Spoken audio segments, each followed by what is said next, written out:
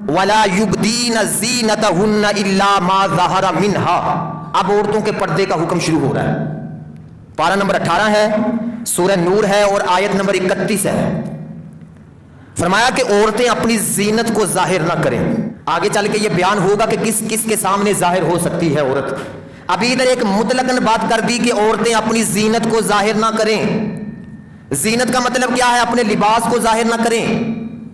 اپنی چوڑیاں پہنی ہیں، زیورات ہیں، اپنے بال ہیں، وہ بالوں کے ساتھ ہیئر کیچ ہے، کلپ ہے، جو بھی ہے وہ ساری زینت کے اندر شامل ہے. اللہ پاک نے فرمایا وَلَا يُبْدِينَ زِينَتَهُنَّ، اپنی زینت کو عورت ظاہر نہ کرے غیر محرموں کے سامنے. إِلَّا مَا ظَهَرَ مِنْهَا، مگر جو خود بخود ظاہر ہو جائے. خود بخود کا مطلب کیا ہے؟ مطلب یہ کہ دیکھیں نا، قد کا بڑا ہونا یہ بھی زینت ہے. یہ بھی کیا ہے جی؟ زینت ہے. قد کا اونچا ہونا.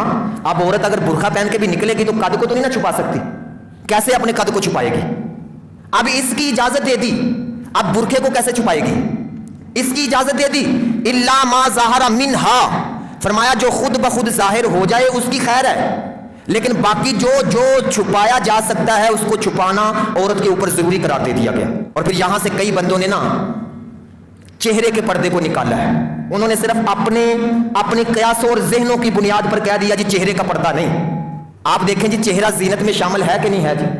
باقی جتنے بھی اعضاء ہیں، ہاتھ ہے، کندھا ہے، گردن ہے، بال ہیں، ان کو جب ننگا کرنے کی اجازت نہیں ہے تو چہرہ تو اصل فساد ہے. اصل چہرہ فساد ہے. ساری خوبصورتی کا، سارے حسن کا مظہر چہرہ ہے. یہ مرکز چہرہ ہے. آپ دیکھیں نا کسی لڑکی کو خوبصورت کہنا ہو، کیا کوئی ہاتھ دیکھ کے کہتا ہے یہ خوبصورت ہے؟ کیا کوئی پاؤں دیکھ کے کہتا ہے یہ خوبصورت ہے؟ کیا بال دیکھ کے؟ جب بھی کہا جاتا ہے چہرہ دیکھ کے کہا جاتا ہے یہ خوبصورت ہے. چہرے کو دیکھ کر اس کی خوبصورتی کا اظہار کیا جاتا ہے کہ یہ خوبصورت ہے. چہرہ دیکھ کر، ہاتھوں کو دیکھ کر کوئی خوبصورت نہیں کہتا، بالوں کو دیکھ کے کوئی خوبصورت نہیں کہتا. اور پھر دیکھیں جب رشتہ دیکھنے کے لیے جاتے ہیں تو کیا ہاتھ دیکھ کے آتے ہیں لڑکیوں کے؟ کیا کبھی ہاتھ دیکھ کے آگے صرف بس جی لڑکی ہمیں پسند ہے؟ اور چہرہ دیکھا جاتا ہے. کردار کے ساتھ ساتھ، اس کے اخلاق کے ساتھ ساتھ چہرے کو دیکھ کے پھر فیصلہ کیا جاتا ہے کہ یہ خوبصورت ہے یا نہیں ہے. پتہ نہیں انہوں نے کہاں سے نکال لیا کہ چہرے کا پردہ نہیں، حالانکہ سب سے زیادہ فتنہ چہرے کی وجہ سے بنتا ہے. اور اللہ پاک نے فرمایا وَلَا يُبْدِينَ زِينَتَهُنَّ، جتنی بھی زینتیں ان کو چھپانا ہے. اور پھر قرآن مجید کے اندر بھی یا ایھا النبی قل لازواجک وبناتک ونساء المؤمنین یدنین علیہن من جلابیبہن، یہ بھی آیت واضح طور پہ ہے. لیکن ان لوگوں نے اپنے صرف مقصد کو حاصل کرنے کے لیے ٹی ویوں کے اوپر بے پردہ عورتوں کے سامنے بیٹھ کے باتیں کرنے کے لیے اپنے مسئلے نکال لیے، اپنی طرف سے مسئلے نکال کے لوگوں کے سامنے پیش کر دیے. اللہ پاک نے فرمایا نبی صلی اللہ علیہ وسلم اپنی بیویوں سے، اپنی بیٹیوں سے اور سب مسلمانوں کی عورتوں سے کہیں کہ جب بھی باہر نکلیں تو اپنے چہرے کے اوپر چادر ڈال کے نکلیں.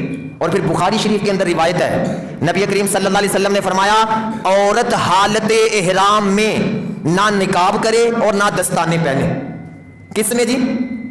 حالت احرام میں نہ عورت نقاب کرے اور نہ دستانے پہنے. یہاں سے پتہ چل رہا ہے کہ نقاب کرتی تھیں تو اس لیے منع کیا گیا ہے نا. نقاب کرتی تھی تو منع کیا گیا ہے نا. اور پھر ساتھ ہاتھ کے دستانوں کا بھی پتہ چل گیا کہ ان کو بھی چھپانا ضروری ہے. ہاتھوں کو بھی چھپانا ضروری ہے. ہاتھوں کو بھی چھپا کے عورت باہر نکلے گی. یہ عورت کا پردہ بیان ہو رہا ہے قرآن میں. اسی کے اندر عورت کی حفاظت ہے، اسی کے اندر عورت کی حفاظت ہے، اسی کے اندر.